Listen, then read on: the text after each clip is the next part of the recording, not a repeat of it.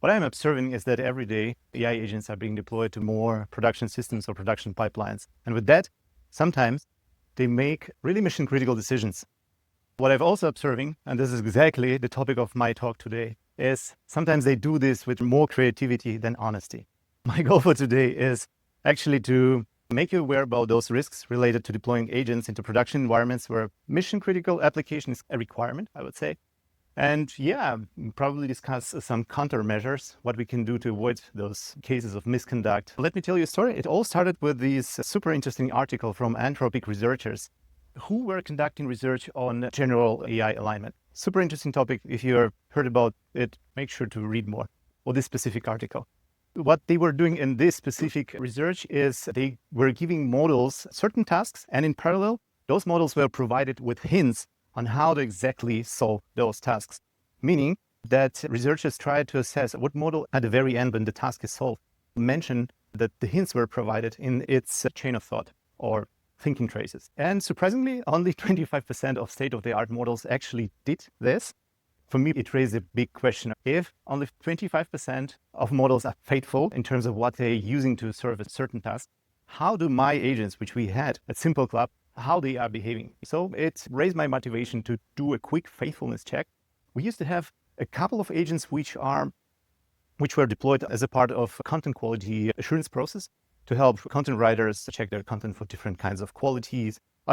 Quality criteria like correctness, factuality, and so on and so on. And one of the sub-agents was responsible for actually taking an action or checking the amount of slides in a presentation. We have a fixed range between 15 and 20 slides, needs to be maintained. And this agent had a very focused task of doing exactly that. You won't believe what happened, actually. What I started with is actually reading thinking traces of that agent. After roughly 10 minutes of reading, I noticed this. An agent perfectly assumed that having 21 as a number of slides in a presentation perfectly fits the range of 15 between 20. Obviously, finding something like this in the traces of an agent defeats the entire purpose of that agent, right? And it gave me even more motivation to keep digging. We had another sub-agent. This one was focused more on the general aspects of the quality, like general correctness. And after I spent 15 more minutes doing the same thing, reading the traces, I stumbled upon something like this.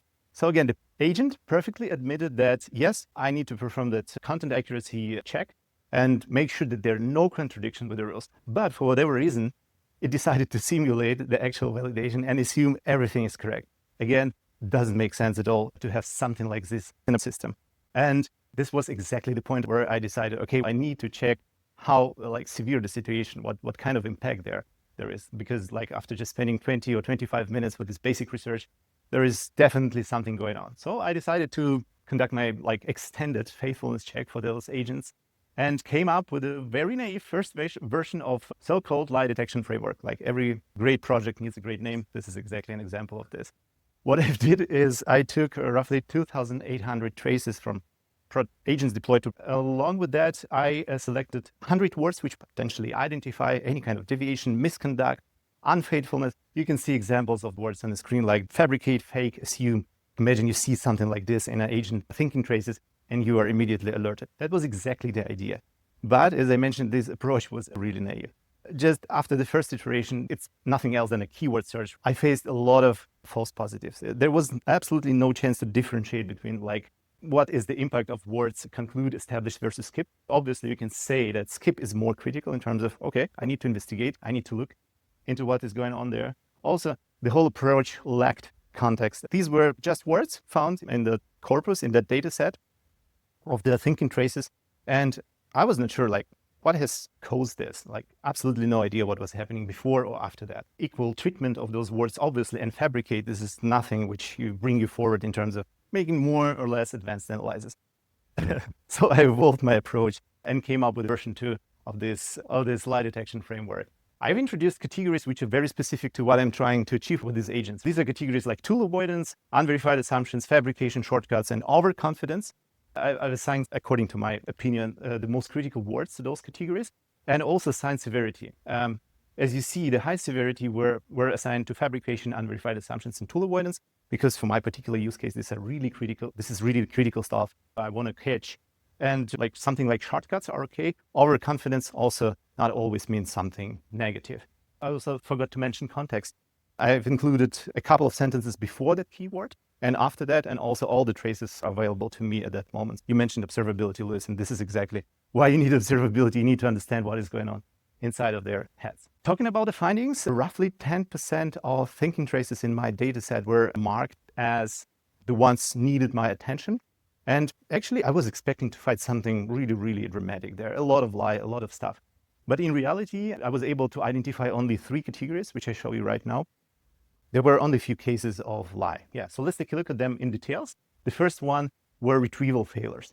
Interestingly, those words you see on the screen, ignore, likely, and skip, were tightly correlated with tools which were at agent's disposal failing, actually. Yeah, so agent is nothing else than a model put in a loop and having some kind of tools at its disposal. These words showed exactly like, okay, I have a problem, but this problem is not a lie. This is a symptom of my tooling infrastructure failing.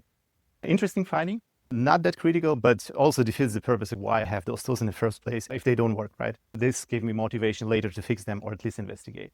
Another 2 categories, and by that I mean the shortcuts, showed that this is more critical. This is looking like a lie or a dramatic deviation from the actual purpose of an agent. If you read carefully, you see that those words are reasonable and roughly indicated disaster for this agent. It was making thoughts about, okay, it's totally reasonable to skip this to ensure, like, wow, this is exactly counterproductive in terms of what this agent was built for. The last critical category I identified were unverified assumptions. If you look up for the word assume or its variations and the thinking traces, this is the worst signal ever. You need to be really on high alert when you see something like this. And actually, these were exactly the cases where agent made the worst mistake by assuming something. And when we are assuming something, we are most likely not correct. Summarizing all the findings, for sure, those linguistic indicators like words are working, but only you need to do a kind of homework. You need to build a more sophisticated system than a simple keyword search. You need to build it based on your particular use case. Context matters a lot. Without context, you're not able to do any judgment as a human about what is going on. And those failure modes are predictable. By failure modes, I mean specifically tools which are not working. Each and every AI system in general has a lot of potential failure modes. This was the biggest surprise that in this case, I was able to identify something which shouldn't be there, actually, not working tools. It's time to move into the section where I talk about what we can do against this, how we can prevent this or mitigate in some way. I will start with what doesn't work for sure. Instructing your model to not do any mistakes absolutely doesn't work. Don't waste your time on this. This is good news. I'm saving you time. I think this has something to do with post-training, the last stage of training the model before releasing it to the public. The models are generally so eager to complete a task that they will do this at any price without considering any limitations. And yeah, at any price is a good formulation here. LLM as a judge is a super interesting topic. Probably some of you will ask why you put it into what doesn't work. This is exactly the technique to apply here, but be really careful about this one. If you want to catch any kind of strange logs in what you're investigating, it needs to have a really good fit to your understanding of what a mistake is, what a deviation is. Achieving that alone would cost you a huge project, like a lot of time. It's a project in itself. It could work, but make sure that you are not underestimating the effort. Treating all suspicious words equally is not an efficient way of getting insights into what's happening inside of your AI agent. People who are more proficient with natural language processing will come up with thousands of options how you can improve this whole stuff and not only implement something like very easy keyword search.